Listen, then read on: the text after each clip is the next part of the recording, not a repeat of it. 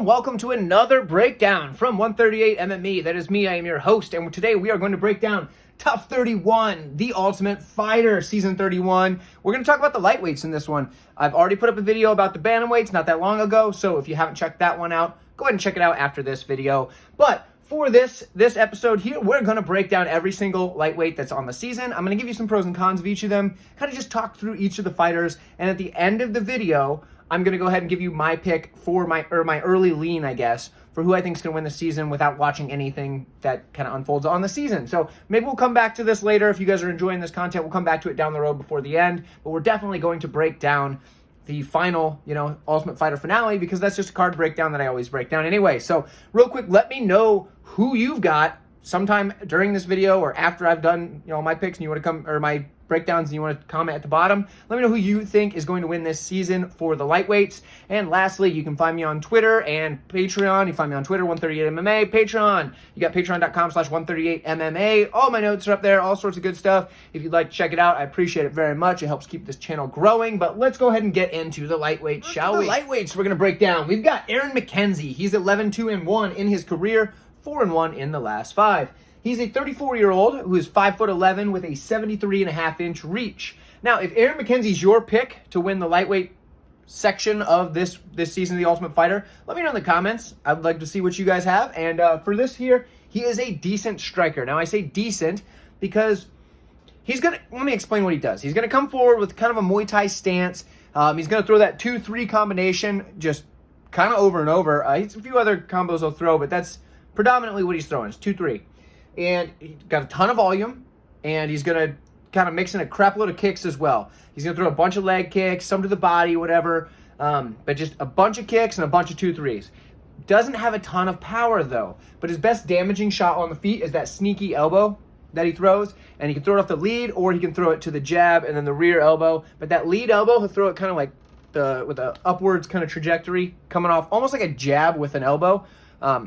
Very effective technique for cutting guys open, especially as he's coming forward with that pressure. So not bad on the feet. I just think that with the lack of power that he has, some of the wrestlers that he's going to go up against in this season could give him some trouble there. However, the good news for McKenzie, dude's a good jiu-jitsu player. So if the guy gets on the mat, he does have good control, and he does work to advance his position very well. Unfortunately for him, he lacks the takedown ability to get the fight to the mat on his own terms sometimes. It's not like he doesn't have the takedown ability, but I've seen him get stuffed by guys that don't have that high level of wrestling defense or anything like that. So the takedowns are kind of but he does have good jiu-jitsu once it does get to the mat. Now, overall, I think McKenzie's got a good pressure style, so not a bad pick to win the season. Let me know if he's yours, but let's go ahead and break down the next fighter on the next video. Take a quick look at Austin Hubbard. Now, for Austin Hubbard, he's 15-6 on the career, 3-2 in the 5-on-in. He is a 31-year-old who is 5'10" with a 71-inch reach. He uses decent striking. What he's going to do is he's going to work this front kick right up the middle and then kind of counter strike as as the opponent tries to come in off of that front kick. So he's going to work that front kick up the middle, whether he's hitting it to your chest or chest body area or up into the face. He mixes it up very well. And then after that front kick, when he's kind of walking forward, he's going to get you to kind of come in to try to chase that front kick back, and that's when he's going to try to counter. So decent striking. He has good wrestling, though. The takedowns are there. The problem is he can leave his neck exposed when he does this, and it hasn't really come back to bite him so much, but in one of his more recent fights, he fought Julian Lane. If you remember Mr. Let Me Bang Bro, Julian Lane, former Ultimate Fighter contestant, whatever. He fought him, and he was in like 3 or 4 guillotines that were pretty deep, but he was able to fight his way out of them. At one point, the commentators thought he tapped. I don't know. It was a little sketch. But either way, he was in pretty deep in a couple of those guillotines. Now, he didn't have to pay for it because he did end up winning that matchup. But I could see someone with a little bit better jiu-jitsu being able to lock up that neck and put him out with something like that. But he has been able to make it this far without that being a problem. Just puts his neck in a bad spot. That's all I'm saying. Anyway, he can be a good blanket on top. Now, what that means is when he gets on top, he can just kind of smother guys out, work in the ground and pound, and just kind of win minutes and break down the cardio of his opponents, because he has very good cardio in his own right, and he's durable, because a lot of guys will try to pour it on him and land some big shots, and yeah, maybe they will, but he's going to be able to take those big shots and just keep coming and eventually counter-strike a little bit, working the wrestling, and kind of get wins that way. So for Austin Hubbard, if he's your pick, I'd love to hear it down in the comments below. But otherwise, let's go ahead and move on to the next Landon Quinones. He's coming in 7-1-1 with 5-0 in his last 5 fights. He is a 27-year-old who is 5'10" with a 72-inch reach. Now, for Quinones, he likes to walk forward, just kind of moving, walking his guys down, walking down his opponents, and he's going to do that with his striking. Now, he's going to mix in the kicks, typically to the legs and the body. Not a ton of head kicks, but typically to the legs and the body, he's going to work those kicks. He does have good boxing combinations that typically follow, but he doesn't put them together. The kicks and punches are separate, but he'll mix both of them in as he's walking someone down. His striking defense is a bit lax, though, as we've seen him get hit quite a few times, but he is very durable, so when he does get hit, that's okay. I mean, probably not a good idea, but it's been okay for him so far. Obviously, that record shows he's pretty darn good. And he's got cardio to keep that pace going on guys as the fight goes on. He does have good wrestling, though, and as he's walking guys down with the striking, he'll get them thinking about that and then shoot that takedown. His double leg is basically, it's probably his best takedown. It's what he's going to go for most. He's pretty confident in his double leg, and it does a pretty good job of mixing that in with the striking. All in all, I think the pressure and kind of just that pace of him just constantly coming forward and walking guys down is what he's going to use to win a lot of fights in his career, and it's what he's done so far. So let me know if Landon is your pick to win this season of The Ultimate Fighter in the lightweight division, and I will see you in the next fight. For the next fighter break. Kurt Holobaugh. He is 19-7 on the career, 2-3 and the 5 on in. Now, real quick, that 2-3, his 3 losses. He's fought some of the best competition on this whole show. Those 3 losses. We have Thiago Moises, Shane Burgos, and Raoni Barcelos. Not too shabby when you talk about who he's losing to. Those are some high-level guys. So that 2-3, although it looks bad on the board, you got to kind of look at that and kind of see where those are coming from. Because some other guys, they're not losing to those high-level fighters that, he obviously was fighting in the UFC before, and that's where he lost those. Now, a lot of his fights were at featherweight, so that's something we got to take account for. I believe he made the switch in his last UFC fight, and that's when he fought Thiago Moises at lightweight. That one didn't go his way, and I believe he's been fighting at lightweight ever since. So, anyway, let's go and break him down a little bit. He is 36 years of age, so he would be the oldest in this season, I do believe. He's 5'11" with a 73-inch reach. He is a solid striker, and I would say he's probably the best striker on the season in either weight class, maybe. He's very crisp in his combinations. They are excellent, and they're not like what you see with MMA combinations where it's like 3-punch combo, 4-punch combo, and he can keep a combination going for like 6, 7, 8 punches, whether the other guys are moving out of the way or blocking. He's just going to keep the combo going, and it looks very crisp while he's doing it. His striking is actually pretty darn solid. He also can counter-strike as well. Something I want to point out, so although he lost to Shane Burgos, he cracked Burgos, dropped him, was going down to finish him to land the ground and pound, and got caught in an armbar. It's his only submission loss in his career, but he looked like he was this close to finishing Shane Burgos with that striking. So the striking is very good. Don't get me wrong. I'm not saying he's like, Anderson Silva or anything, but he's got very good striking. Let's put it that way. He's got good footwork as well, and his rangy jab is actually one of his best weapons. Now, there's a lot of tall lightweights in this season, which is very interesting to me. Like, 5'11" is tall, but there's a ton of tall lightweights in this season, like over 6 foot and stuff. So, realistically, he's not going to be able to use that height in a way that he used to be able to do, but it is something that's there. He does have pretty good takedown defense. Now, when he does get to the mat, though, usually it's because he cracks an opponent and follows them down to finish with the ground and pound. And he does have pretty good ground and pound. He's generally very safe on top. Obviously, Burgos caught him with that armbar, but every other fight that he's been in, he's been very safe on top, and he's fought some very good grapplers. So I would say that is something to make note of. And the last thing I want to point out is this dude is a finisher. He's got 19 wins. 16 of those wins are by finish. Knockout and submission. A lot of them are club and subs on the submission side. But, yeah, this dude, very good striker, looking for the kill. Losses to some higher level guys, though. That's the thing. So you got to keep that in mind. But he is older. He is the oldest fighter on the season. So who knows? What's that going to play a role in? How is that going to look for him? But if Holobaugh is your pick for the winner of this season, let me know in the comments, and I will see you in the next fighter breakdown. One of the younger competitors on this season, it is Lee Hammond. He only has 5 professional fights, but he's won all of them. So he's the only undefeated fighter on this season, but also the one with only 5 MMA fights in his professional career. But he did have a very long amateur career, and we're going to get to that in a second. Now, he's 26 years old. Like I said, he's 6 foot with a 73-inch reach, so he's very tall for a lightweight. The long amateur career, he probably has more fights, if you include his amateur career, than a lot of the guys on this show, but they're amateur fights. And I don't know how familiar some of you guys are with amateur competition, but it's a total mixed bag. Yes, almost everybody starts as an amateur, but there's a lot of really bad amateur fighters out there. So it's just something that you say, hey, you know what, it's good he's got that experience, but to what level can we carry that into his pro career? So far, it's worked out very well. Obviously, he's 5-0 as a pro, but they make a big deal out of a lot of guys' amateur careers, and sometimes it's just kind of, there's a lot of amateur fighters that have never trained for a fight in their life. Let's put it that way, but they're amateur fighters. Anyway, back into the breakdown. So, good grappling. He has the ability to chain submissions together. So what he's going to do, a lot of times it's the armbar and rear naked choke. So he'll get on the back of an opponent, start fishing for that rear naked choke, and when he doesn't get it, he uses the push off of the head, lock up the arm, and bring the leg over the top and snatch up the armbar. And if that's not working, he can always go back to that rear naked choke. It's a good sequence that he can work there very well. I've seen it in a couple of his fights now, whether it be amateur or pros. He's used that a bit. Now, he also has very accurate ground and pound. Now, that's important because he's not just going out there and just throwing shots and trying to get the ref to jump in and stop. He's looking for his shots, not overexerting himself to let the opponent weather the storm. He's looking for the accurate strikes. Now, that can be a negative sometimes because a lot of times you just got to pour it on and get the ref to get the finish for you. We've seen that in a few fights where you just start hammering and eventually the ref says, yeah, this guy's not doing anything. Let's call it there, even if they're not heavy shots. But Hammond probably more often than not is going to use that accuracy, and that's going to be the better strategy in most fights. So also on the feet, he's accurate as well. He's got good movement and accurate punches.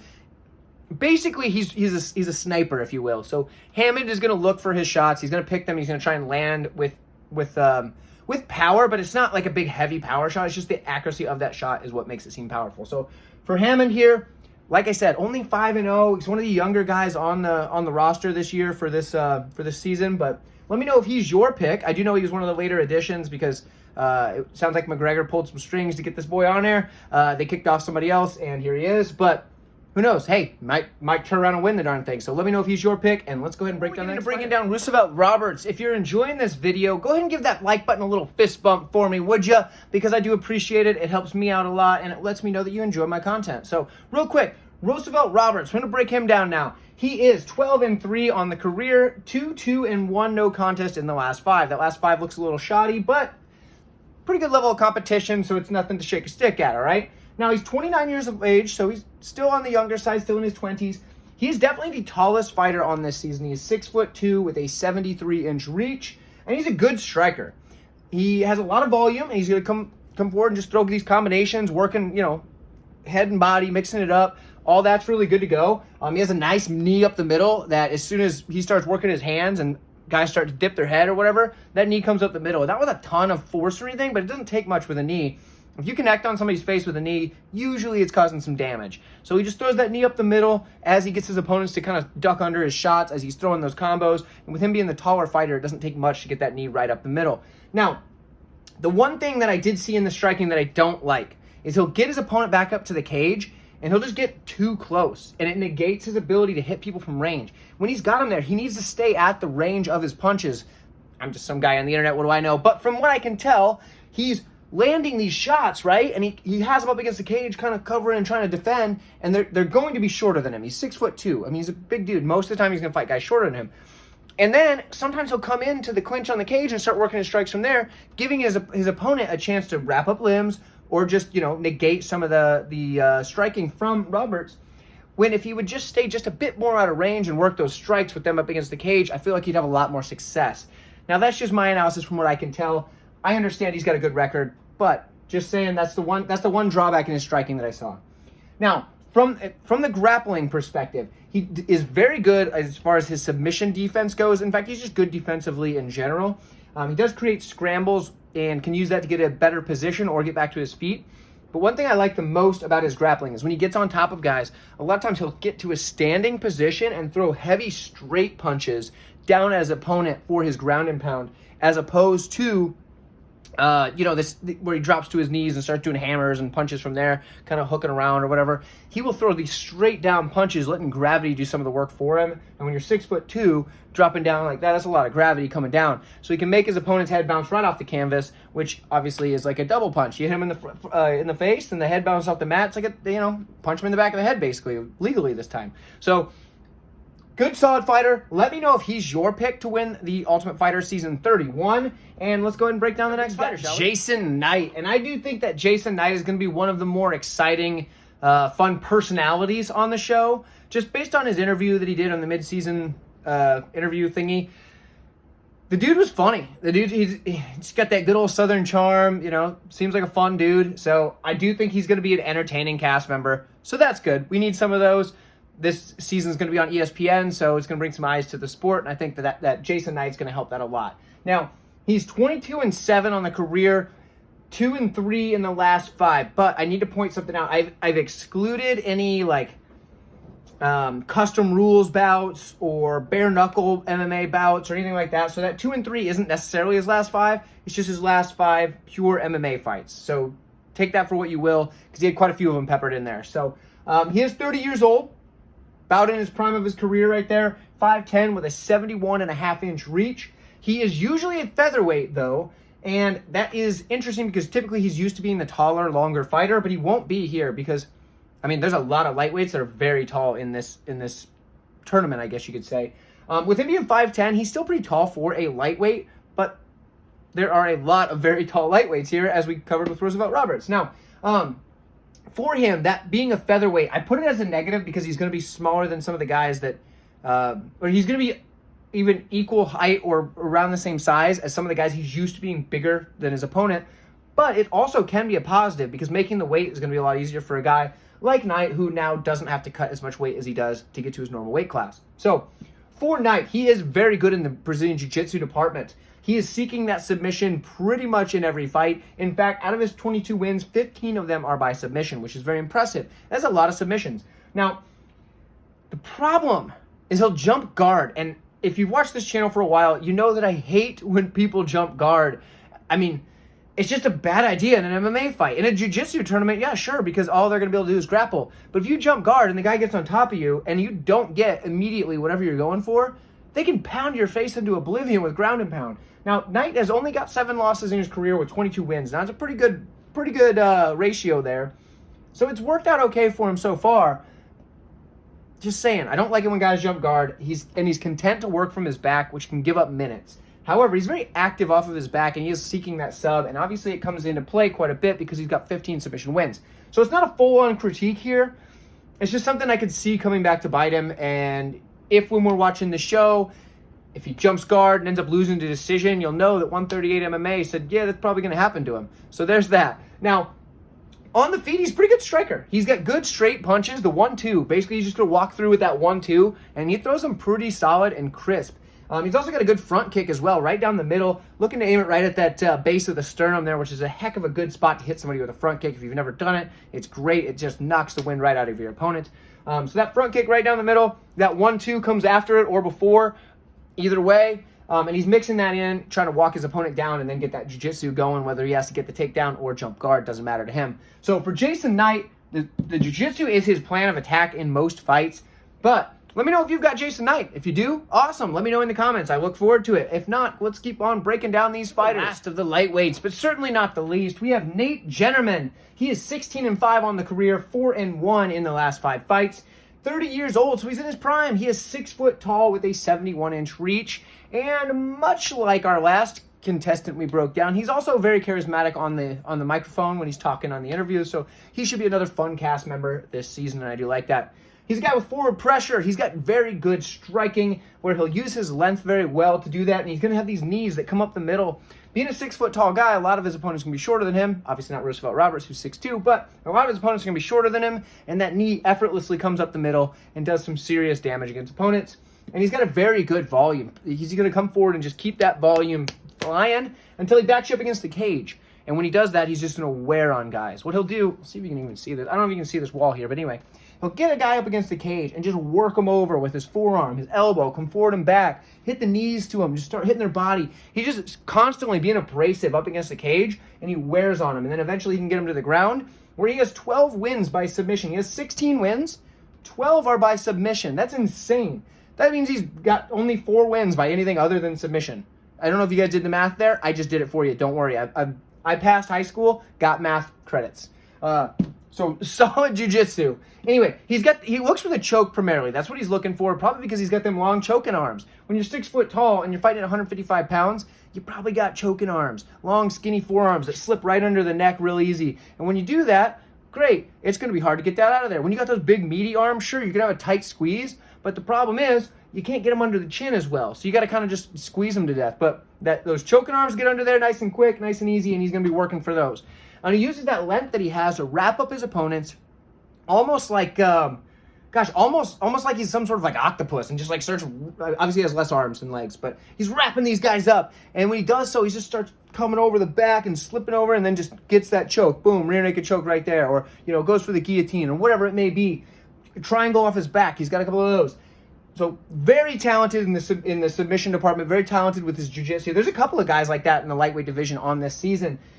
Very talented prospect. Let me know if Nate Jennerman is your pick, and I'm going to go ahead and move right along to making my pick here in a second. Before we get to my pick, if you've made it this far in the video and you've enjoyed yourself, don't forget to give that like button a nice front kick to the sternum, because guess what? We need those likes. It helps out a lot. Also, if you enjoy my content and you'd like to see more of it, or if you've just been hovering around watching my content but you haven't subscribed yet, please subscribe to the channel. Why do I say this? Many of you may not know, when a content creator gets to 1,000 subscribers on YouTube, when you see those ads that play on the video, regardless of whether we have 1,000 or not, we start getting a couple of cents kicked back for every ad. Now, sure, that doesn't add up to a lot. See what I did there? It doesn't add up to a lot, but that few cents per ad click that YouTube's just taking all of that right now, I might as well get a cut of that, because why not? I'm sitting here making the content. You guys are watching the content. Otherwise, YouTube keeps it all. So help get me to 1,000. We're almost there. We're over 900. If we can get me to 1,000, I can start getting those few cents per ad that you have to suffer through anyway, unless you have YouTube Premium, in which case that's awesome, because who doesn't have Premium at this point? It's fantastic. But either way, please get me to 1,000 subscribers. If you're just hovering around watching these videos and just haven't subscribed yet for whatever reason, I do appreciate it very much. Now, let's go ahead and give you my pick. The lightweights actually were really tough for me because it came down to 2 guys. I'm going to tell you which 2 before I tell you which my pick was. It came down to Kurt Hollabaugh and Nate Jennerman. And the reason it came down to those 2 guys is, well, because I think Hollabaugh is obviously the best striker on this season, and I think Jennerman is the most dangerous in the grappling department. Now, notice I didn't say he's the best jiu-jitsu player, because Jason Knight's probably the best jiu-jitsu player, but I will say that sometimes Jason Knight can let himself get controlled on the mat because he's too busy working off of his back, and I didn't see that as much from Jennerman. So, and not to say that Knight won't win it all, I'm just saying that's what I saw there. So for me, it came down to those 2, Jennerman or Hollabaugh. The reason I'm making my pick, here's what I'm going to say. I'm going to take Kurt Hollabaugh, and the reason why is because I think he has good takedown defense, and I think that the toughest matchups for him are those guys with that super high-level jiu-jitsu. And I think that his takedown defense is going to be enough to stop that jiu-jitsu from playing a role. He's going to be able to keep it on the feet and use that striking. And he does have probably the best striking on the season. Now, could he get subbed? Absolutely. But I do think he's going to be able to stop the takedowns and also stop the submissions from the top. If he does end up getting on top with the ground and pound, it's going to happen off of a knockdown. So there's that. Shane Burgos was able to sub him, but that's it. So I'm taking Kurt Hollabaugh, who's actually the oldest one on the season. Let me know what you guys think. Am I crazy for taking that? Should I go with one of the younger guys? Maybe Lee Hammond. I think he's the youngest. Let me go ahead and check my notes right quick. He is 26. Yeah, he is the youngest. So maybe I should have taken Lee Hammond, but no, I did not. I'm taking the oldest guy in Hollabaugh. So let me know what you guys have. I appreciate y'all checking this out. Don't forget to like. Thank you so much, and I'll see you in the next time.